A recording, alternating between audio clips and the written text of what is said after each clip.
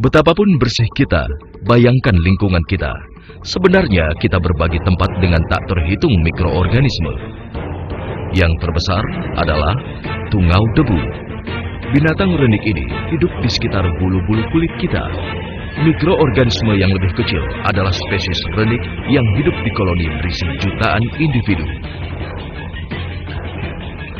Manusia dikepung oleh makhluk-makhluk tidak kasat mata ini. Musuh menunggu setiap saat untuk mendapatkan peluang menyerbu tubuh kita.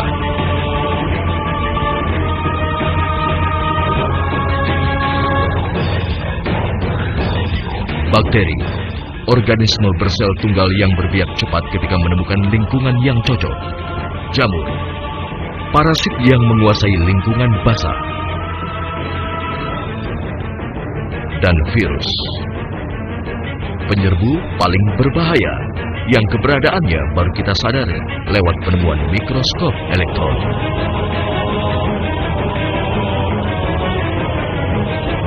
Yang paling licik dan berbahaya adalah virus-virus flu, cacar, Ebola, polio, AIDS, dan seterusnya.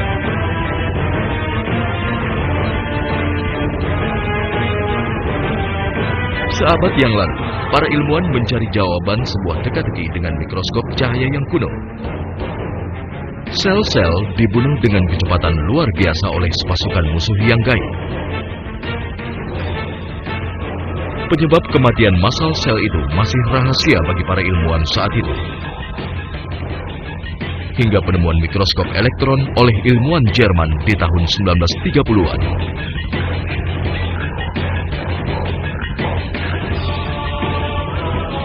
Dengan teknologi pencitraan ini, partikel elektron mulai digunakan sebagai ganti berkas cahaya pada mikroskop biasa.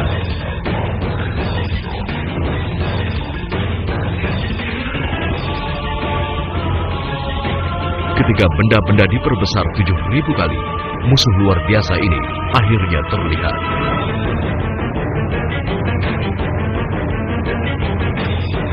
Virus. Maka begitulah satu matra baru kehidupan terungkap. Suatu masyarakat yang tersusun atas bentuk-bentuk geometris yang mengagumkan.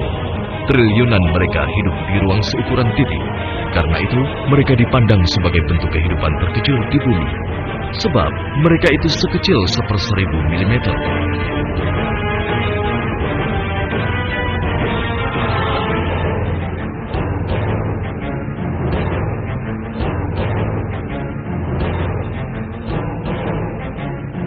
Virus dirancang untuk bertahan, bahkan dalam keadaan tersulit.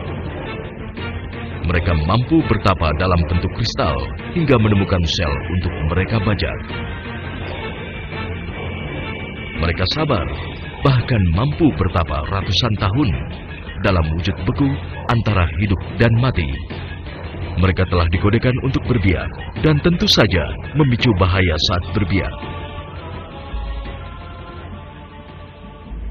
Inilah susunan terinci virus yang dibuat mudah dicerna dengan bantuan komputer mutakhir.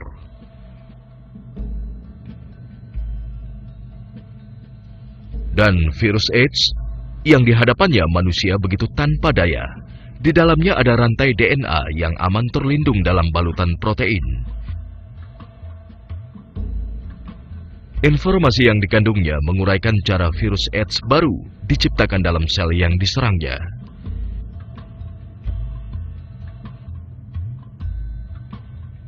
Virus menyerang sel-sel tanaman, binatang, dan manusia, dan tak bisa hidup dan berbiak tanpa menggunakan zat gizi, energi, dan organel inangnya. Itu karena virus tak memenuhi semua syarat untuk hidup dan berbiak sendiri. Oleh sebab itu, mereka menyerang sel yang cocok dengan kebutuhannya dan mendudukinya. Sel sasaran itu lalu menjadi pabrik penghasil virus.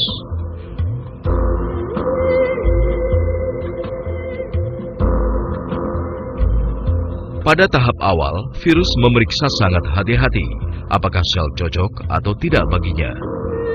Ia bisa memeriksa sel berkat adanya reseptor-reseptor khusus. Lalu, ia gunakan enzim pelarut untuk membuka sebuah lubang pada selaput sel. lewat mana ia masukkan kode genetik.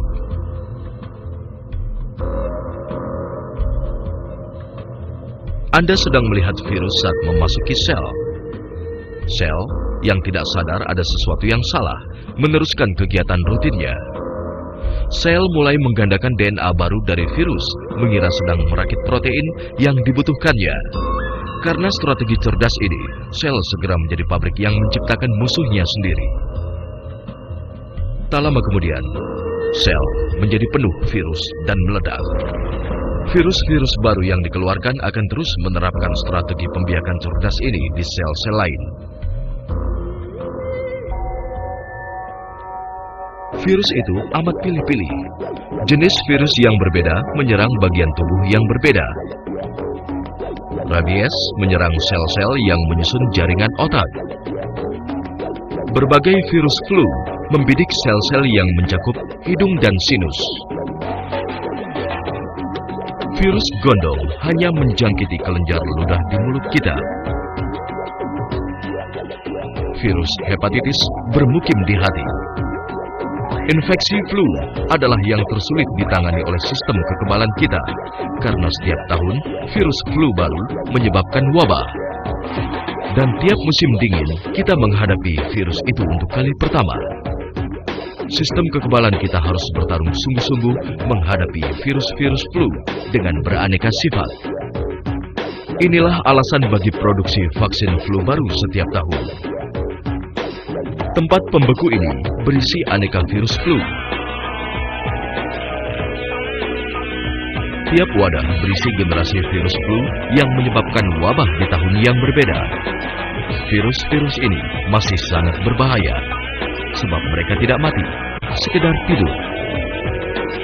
Jika Anda menghangatkan dan menghirup virus flu tahun 80-an, Anda akan jatuh sakit.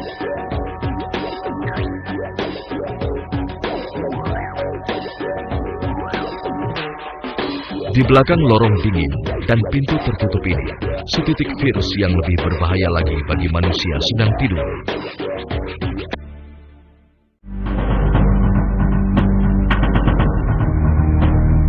Selalu ada kuman di suatu tempat di sekitar kita. Jika itu virus, ia sungguh bahaya yang nyata. Ketika masuk tubuh melalui hidung atau mulut, virus mencari sel yang cocok bagi dirinya.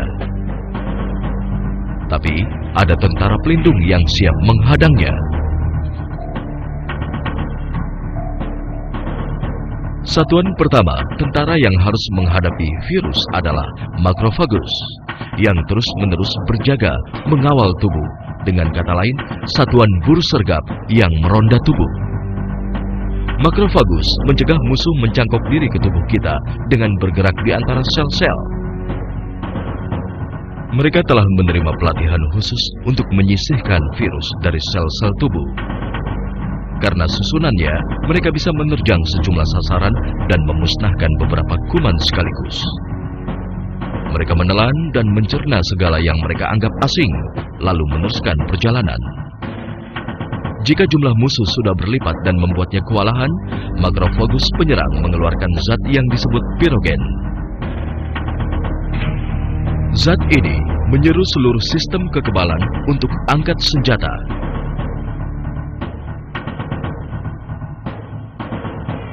Pirogen juga merangsang pusat peningkatan suhu tubuh di otak, menyebabkan demam. Orang yang suhu tubuhnya naik secara alamiah merasa perlu beristirahat. Karena itu, ia dicegah dari menggunakan energi untuk hal lain, sehingga semua energi tubuh disalurkan ke perang. Sebelum memulai perang, penting bagi sistem pertahanan untuk mengenali musuh dan mengumpulkan keterangan.